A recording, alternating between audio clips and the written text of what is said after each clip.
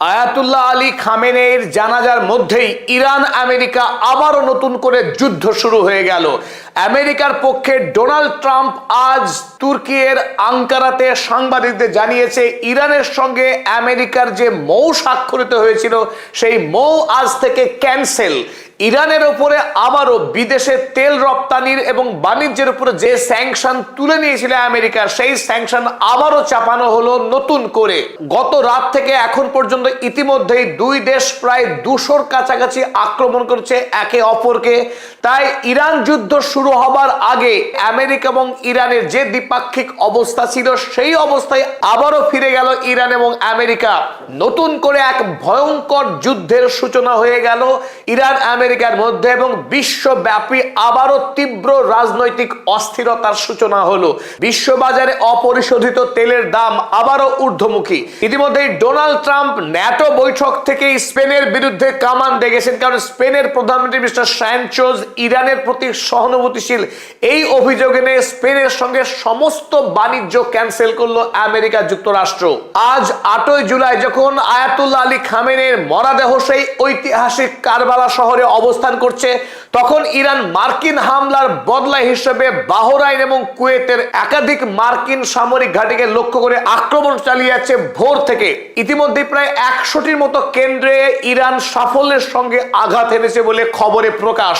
এখন সবচাইতে বড় টেনশন যে ঘটনাকে ঘিরে তৈরি হয়েছে, আগামীকাল মাশহাদের ইমাম রেজা শ্রাইনে আয়াতুল্লাহ আলী খামেনেইর যে দাফন হওয়ার কথা, সেই দাফন কি আদৌ সম্ভব হবে তা নিয়েই তৈরি হয়েছে অনিশ্চয়তা। কারণ আমেরিকা যুক্তরাষ্ট্র এই মুহূর্তে যে গতিতে এবং যেভাবে ইরানের উপরে আক্রমণ চালাচ্ছে, তাতে আগামীকাল এই দাফন ক্রিয়ার সময়েই ইরানের উপরে আক্রমণ করে কিনা সেটাও আশঙ্কা। কিভাবে ইরান এবং আমেরিকার মধ্যে যুদ্ধ শুরু হলো সেই বিষয়ে বিস্তারিত জানতে আমি আপনাদেরকে স্বাগত জানাচ্ছি অধ্যাপক আব্দুল হালিম। চলুন শুরু করা যাক। পাকিস্তান এবং কাতারের মধ্যস্থতায় আমেরিকা এবং ইরান যদিও এমওইউ স্বাক্ষর করেছিল, এই মৌ যে টিকবে না, যে কোনো সময়ে ভেঙে পড়তে পারে সেই আশঙ্কায় সারা বিশ্ব করেছিল এবং হলো ঠিক তাই।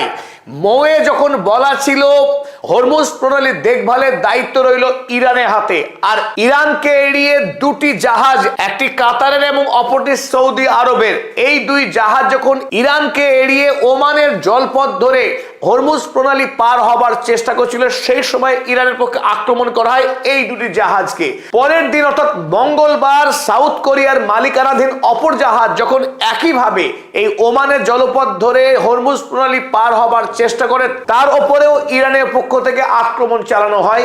যদিও এই তৃতীয় জাহাজটি সফলভাবে হরমুজ প্রণালী অতিক্রম করে। আর হরমুজ প্রণালীতে এই জাহাজগুলিতে আক্রমণ করার অপরাধে কোট আনকোট আমেরিকার দাবি। এই কারণেই গত রাতে ইরানের 80টিরও অধিক টার্গেটে আক্রমণ করে আমেরিকা যুক্তরাষ্ট্র। আমেরিকার যুক্তি, হরমুজ প্রণালীকে অবরুদ্ধ করে রাখছে ইরান, তাই ইরানকে শাস্তি দেওয়া হচ্ছে। অথচ এই আমেরিকা যুক্তরাষ্ট্র গাজাকে এতদিন ধরে অবরুদ্ধ করে রেখেছে, যেখানে 17 লক্ষ মানুষ, খাদ্য নেই, জল নেই, ঔষধ নেই, চিকিৎসা নেই, কিচ্ছু নেই। এই 17 লক্ষ মানুষকে অবরুদ্ধ করে খুন করছে প্রতিদিনই আমেরিকা যুক্তরাষ্ট্র এবং ইসরায়েল মিলিতভাবে।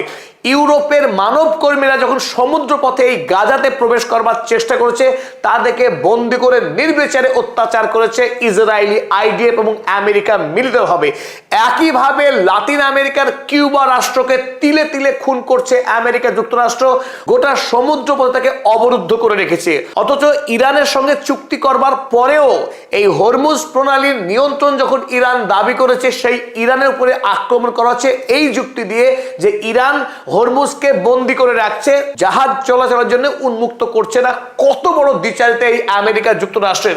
নিজেই যখন সারা পৃথিবীকে অবরুদ্ধ রেখে খুন করছে, তখন ইরানের বিরুদ্ধে আঙুল তুলছে। সুতরাং আইআরজিসি এই দ্বিচারিতার বিরুদ্ধে গত রাত থেকেই বাহরাইন এবং কুয়েতের একাধিক সামরিক ঘাঁটিতে আক্রমণ চালিয়ে যাচ্ছে। গত রাতে আমেরিকা যুক্তরাষ্ট্র এই হরমুজ প্রণালীর আশেপাশে ইরানের বিভিন্ন জায়গায় 80টিরও অধিক জায়গায় আক্রমণ করেছে, যার মধ্যে উল্লেখযোগ্য কেশম আইল্যান্ড এবং খার্গ আইল্যান্ড। খার্গ আইল্যান্ড যেটা ইরানের তেলের রাজধানী, এই খার্গ দ্বীপ থেকে গোটা পৃথিবীতে তেল রপ্তানি করে থাকে ইরান। খার্গ দ্বীপের তেল ফ্যাসিলিটির কাছেই বিস্ফোরণ ঘটতে দেখা গেছে। খবর পাওয়া গেছে কেশম আইল্যান্ডে 6টা বড় বিস্ফোরণ ঘটেছে, কারণ এই কেশম আইল্যান্ড অত্যন্ত গুরুত্বপূর্ণ হরমুজ প্রণালীকে নিয়ন্ত্রণ করবার ক্ষেত্রে ইরানের কাছে। তাই ইরান যাতে আগামী দিনে হরমুজ প্রণালীকে নিয়ন্ত্রণ না করতে পারে, এই কথা ভেবেই আমেরিকা যুক্তরাষ্ট্র যত র্যাডার সিস্টেম রয়েছে হরমুজ প্রণালীকে ঘিরে বড়সড় আক্রমণ চালিয়েছে গত রাতে। তাছাড়া ইরানের আইআরজিসির সোয়ান বোট, যেগুলো হরমুজ প্রণালীকে দেখভাল করে, সেই রকম 60টি ছোট নৌকাতে আক্রমণ করা হয়েছে আইআরজিসির একটি কমান্ডার সেন্টারে। এবং হরমুজ প্রণালীর কাছাকাছি অবস্থিত শিরিক অঞ্চলে 7টি বড়সড় বিস্ফোরণ ঘটেছে আমেরিকা যুক্তরাষ্ট্র গতকাল রাতেই। এবং বন্দর আব্বাসের ডকেও আগুন জ্বলতে দেখা গেছে আমেরিকার বোমা নিক্ষেপের ফলে। ইরান আমেরিকার 107 দিনের যুদ্ধের পর যখন আমেরিকা এবং ইরান পাকিস্তান এবং কাতারের দ্বৈরথে একটি এমওইউ স্বাক্ষর করেছিল এবং জানিয়েছিল এটা ঐতিহাসিক কূটনৈতিক বিজয়, এই কূটনীতির ফলে ইরান এবং আমেরিকা নাকি নতুন একটি ইতিহাস তৈরি করবে জানিয়েছিলেন ডোনাল্ড ট্রাম্প। সেই ভ্যাম্পায়ার ট্রাম্প আজ ন্যাটোর বৈঠক চলাকালীন সাংবাদিকদের জানালেন যে ইরানের সঙ্গে কোনো আর মৌটো নয়, এমনকি ইরানের সঙ্গে আগামী দিনে আর কোনো কূটনৈতিক বৈঠক করবে না ডোনাল্ড ট্রাম্প। অর্থাৎ ইরানের সঙ্গে আর নেগোসিয়েশন নয়, কেবল যুদ্ধের ভাষা। আর আমেরিকার হোয়াইট হাউসের পক্ষে গতকাল রাতেই ইরানের উপর থেকে যে স্যাংশন তুলে নেওয়া হয়েছিল তেল রপ্তানি এবং বিশ্ব বাণিজ্যের, সেই স্যাংশনকে আবারও নতুন করে আরোপ করা হয়েছে। সেই খবরই ছেপেছে নিউ ইয়র্ক টাইমসে, লেখা হয়েছে US revokes Iran oil sanctions waiver after attack on tankers. এর অর্থ আবারও তেল রপ্তানিতে ইরানের হাতে পড়ে গেল শেকল। বিশ্বের বাজারে এত বছর ধরে যেভাবে গোপন পথে ইরান তেল রপ্তানি করে আসছিল, সেই পথেই আবার ইরানকে ফিরে যেতে হবে। খোলা বাজারে ইরান আর তেল রপ্তানি করতে পারবে না। সেই ক্ষেত্রে আমেরিকার নজরদারি শুরু হয়ে গেল। ইরানের পক্ষে গতকাল রাতেই আইআরজিসি জানিয়েছিল আমেরিকার এই হামলার বিরুদ্ধে ভয়ঙ্কর বদলা নেওয়া হবে, crushing response will be delivered. তাই ঠিক সেই কথা মেনেই গত রাত থেকে আইআরজিসি বাহরাইন এবং কুয়েতের একাধিক সামরিক ঘাঁটিকে লক্ষ্য করে প্রায় 100-র কাছাকাছি আক্রমণ চালিয়েছে ড্রোন এবং মিসাইলের মাধ্যমে। এখনো পর্যন্ত বাহরাইন এবং কুয়েতের এই মার্কিন সামরিক ঘাঁটিগুলোতে ধারাবাহিকভাবে সাইরেন বেজে চলেছে। তাসনিম নিউজে খবর করেছে IRGC strikes 85 US military targets in Bahrain and Kuwait. এটা একটু আগের খবর, প্রতি মুহূর্তে এই সংখ্যাটা বদলে যাচ্ছে, কারণ কিছুক্ষণ আগেই আরো কয়েক ঝাঁক মিসাইল এবং ড্রোন ছোড়া হয়েছে এই দুটি দেশকে লক্ষ্য করে। আপনারা এও জানেন যে আয়াতুল্লাহ আলী খামেনির জানাজাতে যখন মধ্যপ্রাচ্যের সকল দেশ কাতারে কাতারে অংশগ্রহণ করেছে, সেখান থেকে বিরত ছিল এই কুয়েত, বাহরাইন এবং ইউএই। এই 3 দেশের কোনো সরকারি প্রতিনিধি অংশগ্রহণ করেনি আয়াতুল্লাহ আলী খামেনিকে শ্রদ্ধা জানাতে বা তার জানাজাতে। আর এই কুয়েত এবং বাহরাইনে আইআরজিসি এবার বদলা নিচ্ছে, কারণ আমেরিকার সঙ্গে হাত মিলিয়ে চলার অপরাধী। ইরানের আইআরজিসি এই সত্য আগেই উপলব্ধি করেছিল যে আমেরিকার সঙ্গে কূটনৈতিকভাবে সমস্যার সমাধান সম্ভব নয়। আমেরিকা একমাত্র শক্তির ভাষাই বোঝে। তাই আমেরিকার সাথে মারের বদলা মার না দিতে পারলে কোনোভাবেই সমস্যার সমাধান হবে না। আর সেই পথেই বর্তমানে ইরান এগোচ্ছে। ইরান কোন কোন মার্কিন ঘাঁটিগুলোতে আক্রমণ চালিয়েছে এবং সেখানে কতটা ক্ষয়ক্ষতি হয়েছে তার যাবতীয় তথ্য এখনো সবটা প্রকাশ হয়নি। যেটুকু খবর আমাদের হাতে এসে পৌঁছেছে তার মধ্যে অন্যতম এই আলী আল সালেম এয়ারবেস, কুয়েতের এই আলী আল সালেম এয়ারবেসের আপনার ছবিতে দেখছেন যে ড্রোন ফ্লাইট লেন, এই ড্রোন ফ্লাইট লেনে আক্রমণ করা হয়েছে যাতে করে মার্কিন MQ-9 জাতীয় ড্রোন আকাশে উড়ে ইরানের সার্ভেলেন্স না চালাতে পারে, তার জন্য এই লেনে আক্রমণ করা হয়েছে। ASR 1000L band surveillance radar, এই র্যাডারে আক্রমণ চালানো হয়েছে। আর এই আলী সালেম এয়ারবেসে জ্বালানি যে পাইপলাইন ছিল সেই পাইপলাইনে আক্রমণ করা হয়েছে।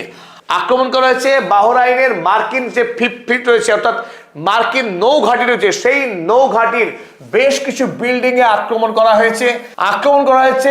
টাস্ক ফোর্স 59 ড্রোন ওয়্যার হাউসে, স্যাটেলাইট কমিউনিকেশন যে টার্মিনাল, সেই টার্মিনালে আক্রমণ হয়েছে ওয়াটার স্টোরেজ ফ্যাসিলিটিতে, একাধিক লজিস্টিক ওয়্যার হাউসেও আক্রমণ করা হয়েছে ইরানের আইআরজিসির পক্ষে। তাছাড়া বাহরাইনের পোর্ট সালমানেও আক্রমণ করেছে, তবে কোন কোন লক্ষ্যবস্তু আক্রান্ত হয়েছে তার কোনো খবর এখন পর্যন্ত এসে পৌঁছায়নি। এছাড়া আইআরজিসির পক্ষেই আমেরিকার MQ-9 ড্রোন, এই ড্রোন ধ্বংস করা হয়েছে যখন ইরানের বুশের অঞ্চলে সার্ভেলেন্স চালাচ্ছিল গোপনে। আপনারা দেখছেন এই ছবি, আকাশে আক্রমণ করা হয় MQ-9 ড্রোনকে, আর তারপরেই ধ্বংস হয়ে যখন পড়ছিল তার কয়েকটা ছবি ক্যামেরায় ফুটে উঠেছে। এই মুহূর্তে ইরান আমেরিকার যুদ্ধের পরিস্থিতি অগ্নিগর্ভ। ইরান সকাল থেকে এক নাগাড়ে বাহরাইন এবং কুয়েতের একাধিক সামরিক ঘাঁটিতে আক্রমণ করে চলেছে। ওদিকে আমেরিকাও ইরানকে নতুন করে জব্দ করবার জন্য সকল প্রকার গুটি সাজাতে শুরু করেছে, সে কথাই জানিয়েছে আমেরিকার সেন্টকম ব্র্যাড কুপার।